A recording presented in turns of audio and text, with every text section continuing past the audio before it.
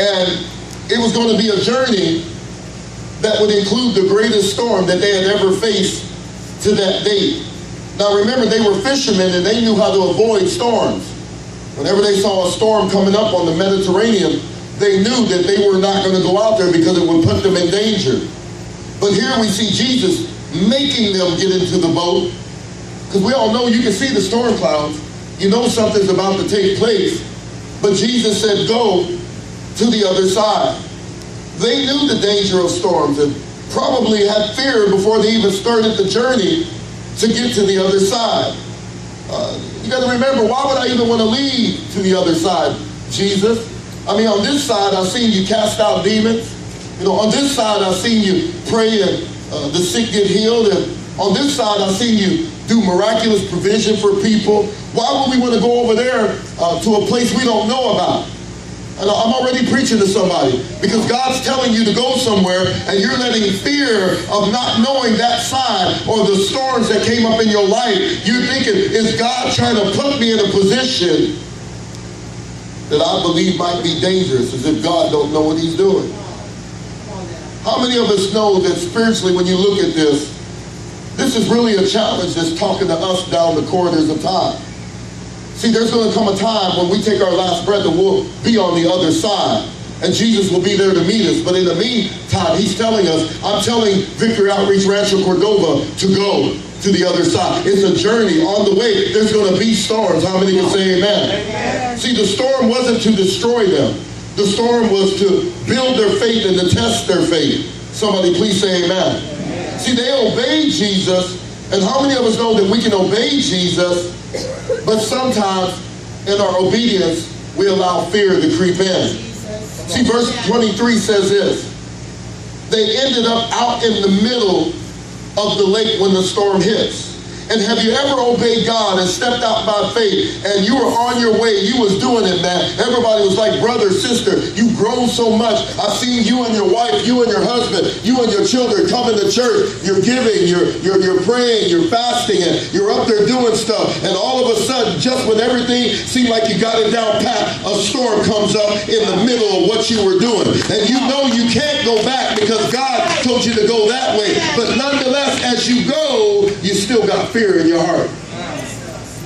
I know some of y'all can't look at that because you're looking at your circumstances, but come on somebody, anybody, I'm going to wait on you, Rancho, to catch this and catch up to where I'm going, amen. See, it says the wind was working against them. You got to remember, these were fishermen. They knew and relied on the direction of the wind. They knew the times that if the wind would work against them, they had to flow with the direction of the wind. But spiritually, that's not a good thing for many of us, that every time a situation comes, we look for the easy way out. Can somebody say amen? Amen? See, this is to build your faith. This is why the story's there. That's why we look at it and we say, hey, they were out in the middle. Why didn't the Lord make the storm happen when they began? Can I tell you something? If you're too close to the starting line, you might turn around. Come on. Come on, somebody. Come on. See, it's in, and then also you got to look at the time. The Bible tells us that it was in the fourth watch. Say fourth watch. Fourth watch. See, the fourth watch was at 3 a.m. to 4 a.m., which is the darkest part of the night. You're a long way from when it first got dark and a long way from when the light comes. So you're not sure what the day's going to turn out for you. So they were in their darkest hour. And I know many of you here, I've seen you in some dark hours, but can I help you? God wouldn't let your darkest hour come yet because you didn't know how to handle it until God told you that you were going somewhere. Come on. See, if you ain't heard God tell you you're going somewhere, you ain't going to come in here. You're not going to come prepared to give. You're not going to come prepared to change. You're just going to show up to see what shows up for you. Like Andre said, you know what everybody else said about him, but what do you say about him?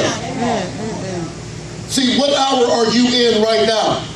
Because what I've learned growing up in this ministry, we got great leaders in this ministry. I've seen many of them go through a lot of stuff. I've seen them pave the way. I heard them tell the stories. And when I encountered these things, my wife and I, we knew what to do because of the leaders that had gone before us. And I've learned that it's the darkest hour that God raises up the greatest leaders. Can somebody say amen? Amen. See, See, verse 26 says, he came to them in their darkest hour at a time when the storm was really raging in their life. So many of us want Jesus to show up in the good times. We want Jesus to be there when everything's going good. I got it going on right now. You know, money's coming in, and me and the wife ain't fighting, and you don't come for prayer because you think you're okay.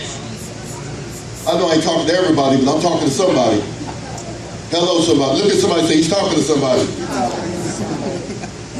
See, Jesus came to them at a certain time, a certain way, walking on the water. Now watch this. Jesus said we're going to go to the other side. He allowed the storm to come into their life. They were in the middle of the lake. They were fishermen that knew this was probably going to be a problem because of the storm, and they had never been out there. They were wise enough just to go home when the storms came. And how many of us know we're just like that? Whenever a storm comes in our life, we don't come to the house of God. We just stay home. Wow. No, I ain't talking to everybody, but I'm talking to somebody. Tap your neighbor and say, he's got a cure for your insecurity. The problem with us sometimes is, like them, they became afraid. The Bible says fear came upon them. Jesus came to them in a way they were not used or even heard of Jesus coming to somebody, and that's what happens with us sometimes. We get full of fear because God comes to us at a time when we're looking at our circumstance more than we're looking for God to show up. Yeah.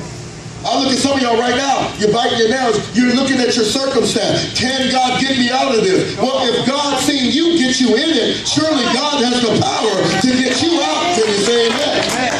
See, Jesus saw their fear. He saw their fear. How do you think God feels when he sees fear and no faith? Wow. How would you feel if you tell somebody in your family that I can do this, I can help, but they look at you with the eyes of fear because they don't believe you're able? Wow. See, my Bible says in Ephesians 3:20 that he is able to do exceedingly and abundantly above anything I can ask or even imagine. That means I can't even create an image in my mind compared to what God can actually do in my life. Can you say amen? Amen. But I love what Jesus did, because this is how simple God is. I know there's a time when we got to have revelation. I know there's time we get prophetic. I know there's time that we tell people to go read Psalms 23 and pray for an hour, but Jesus didn't get deep like that. He didn't come on revelational. You know what he said? One thing. Before they got started, he said, don't be afraid. Look at your neighbor and say, don't be afraid. It was simple. One thing he said, don't be afraid. Keep it simple. And that's what we need to do. We need to keep it simple. They call it KISS. Say KISS. K-I-S-S. It means keep it simple, saints. Keep it simple. We make God so complex. You know why? Because we're not used. We say, God, I want you to do something new. But we don't understand. Sometimes God does do something new, but it's brand new. Brand new means he ain't never done it before. Brand new means that I haven't seen God do this. I don't really have a reference point for this. Can you say amen? And because of that, they became fearful. I wonder how many of you sitting here right now because you try to figure God out, which will make you God, instead of just trusting him and obeying him and using the word as a way for you to step on the face or on top of your situation. Come on now. Come on. But he's doing something brand new. Everybody want to go into a new season, but they ain't dressed for it. Peter recognized the one he was talking about when they said, who do men say I am? All the disciples said all kinds of religious stuff. We got a lot of people with a lot of religious talk, but when it comes down to it, it comes down to the personal relationship. Circumstances come to show where we are personally with God, because there was only one that said who he was. Peter said, you are the Son of the living God. That's right. Come on. And it happened to be the same one